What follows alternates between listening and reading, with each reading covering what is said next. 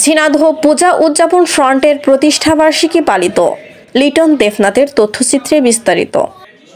ঝিনাইদহে বাংলাদেশ পূজা উদযাপন ফ্রন্টের জেলা শাখার প্রথম প্রতিষ্ঠা বার্ষিকী উৎসবমুখর পরিবেশে পালিত হয়েছে। মঙ্গলবার সন্ধ্যায় ঝিনাইদহ প্রেস ক্লাব মিলনায়তনে আলোচনা সভা ও কেক কাটার মধ্য দিয়ে দিনটি উদযাপন করা হয়। অনুষ্ঠানে প্রধান অতিথি হিসেবে উপস্থিত ছিলেন বাংলাদেশ পূজা উদযাপন ফ্রন্টের কেন্দ্রীয় কমিটির সহ সভাপতি স্বাধীন অধিকারী। বিশেষ অতিথি ছিলেন ঝিনাইদহ প্রেস ক্লাবের সহ সভাপতি আসিফ ইকবাল মাখন ও সাধারণ সম্পাদক আমিনুল ইসলাম লিটন।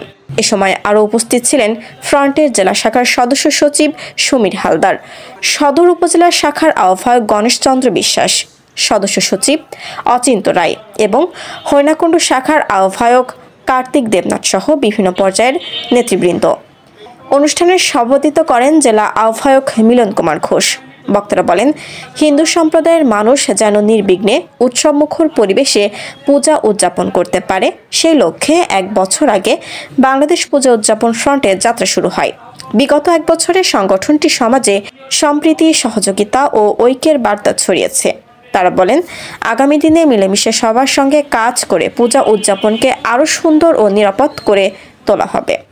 আলোচনা শেষে প্রতিষ্ঠা বার্ষিকীর কেক কেটে অনুষ্ঠানের সমাপ্তি ঘোষণা করা হয়। শিলা আক্তার, সবুজ বাংলা টিভি, ঝিনাইদহ। আমরা যারা হিন্দু ছিলাম তাদের একটাই বক্তব্য ছিল যে হিন্দুদের ভোট আমাদের, হিন্দুদের জমি আমাদের, হিন্দুদের নারী আমাদের। এই বক্তব্যই ফ্যাসিস্ট গভর্নমেন্টের যারা আওয়ামী লীগ করতো তাদের এই বক্তব্য ছিল। সেই সূত্র ধরে আমাদের হিন্দু সম্প্রদায় অনেকেই এই বাংলাদেশ ছেড়ে ভারতে চলে যেতে বাধ্য হয়েছে। যা বাঁশখালী তার দৃষ্টান্ত, তারপরে অভয়নগর একটা দৃষ্টান্ত, আওয়ামী লীগ গভর্নমেন্টের আমলে আগুন ধরে পড়িয়ে দিয়েছে।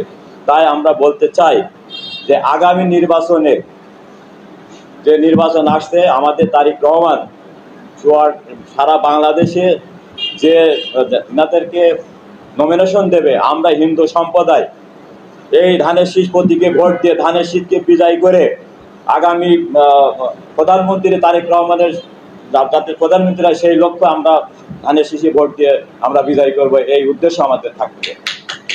আমি কেন্দ্রীয় কমিটির নেতা হিসাবে আমি একটা বলতে চাই, হয়তো আওয়ামী লীগে ভোট দিয়েছে অনেক হিন্দু, আমরা জানি, কিন্তু সেই ভোটটাকে ধানের শীষ নিয়ে আসার জন্য আমাদের করণীয় কাজ আমাদের করতে হবে। সে আমাদের শত্রু নয়, সে আমাদের মিত্র। আমাদের কৌশল থাকবে তার ভোটটা কিভাবে ধানের শীষে নিয়ে আসবে। হতে পারে ঐক্য পরিষদ, হতে পারে আওয়ামী লীগ। আমরা আওয়ামী লীগকে আমাদের পূজা ফন্ডে দীক্ষায় নিয়ে এসে ধানের শীষে ভোট দেওয়ার চেষ্টা করবো। তাই আপনারা কেউ কোথাও কোনো হিন্দুকে হিংসা করবেন না, সবাইকে সাথে নিয়ে চলবেন। এই বলে আমার বক্তব্য শেষ করছি। ঝিনাইদহ প্রেস ক্লাবের পক্ষ থেকে আরো ধন্যবাদ জানাচ্ছি যে বাংলাদেশের স্বৈরা শাসক পতনের পর তারা যে আজ 1 বছর ধরে এই কমিটিটা গঠন করেছে এবং সুষ্ঠু সুন্দরভাবে পরিচালনা করছে, এবং তাদের সহযোগিতায় ঝিনাইদহে এবার যেভাবে দুর্গাপূজা উদযাপন করা হয়েছে, সারা বাংলাদেশে একটা ইতিহাস সৃষ্টি হয়েছে। ইতিহাস মানুষ, ঝিনাইদহ জেলার মানুষ উপভোগ করেছে এবার পূজা কত সুন্দরভাবে কিভাবে পরিচালিত হয়েছে। তাদের ভিতরে এবার ছিল না কোনো শঙ্কা, ছিল না কোনো আশঙ্কা। সুস্থ সুন্দরভাবে মেয়ে ছেলে সবাই মিলে উদযাপন করেছে এই পূজা, তাদের শ্রেষ্ঠ ধর্মীয় বড় পূজা যেটা বলে দুর্গা পূজা, সেটা পালন করেছে মনে আনন্দের সাথে। তো আমাদের প্রেস ক্লাবের পক্ষ থেকেও আমরা এই উদযাপন কমিটিকে ধন্যবাদ জানাচ্ছি, এবং আগামীতে আপনাদের এই কমিটি পরিচালনার ক্ষেত্রে বা আপনাদের সনাতন ধর্মাবলম্বী যারা আছেন তাদের যদি কোনো সুবিধা অসুবিধা থাকে আপনারা আমাদের প্রেস ক্লাবকে অবগত করবেন। আমরা অবশ্যই আপনাদের সার্বিক সহযোগিতা করব। সরকারের অত্যাচারে, তাদের বিভিন্ন ধরনের অত্যাচার নির্যাতনের মধ্য দিয়ে মুখে এক কথা বললেও বিভিন্ন পাড়া মহল্লা গ্রামগঞ্জে এই জিনিসটা কিন্তু সরকার লক্ষ্য করেনি। ভারতে যাওয়ার পার্সেন্টেজ কিন্তু আওয়ামী লীগের সরকারের সময় সব থেকে বেশি। অর্থাৎ তারা সেই সময় কিন্তু নিরাপত্তাহীনতায় ভুগেছে। আমরা যদিও রাষ্ট্রীয়ভাবে বলা হয়েছে যে বিভিন্নভাবে হয়তো এরা খালি ভোটের কারণে, তাদের নিজস্ব রাজনৈতিক কারণে হিন্দু সম্প্রদায়ের লোকজনকে ব্যবহার করেছে।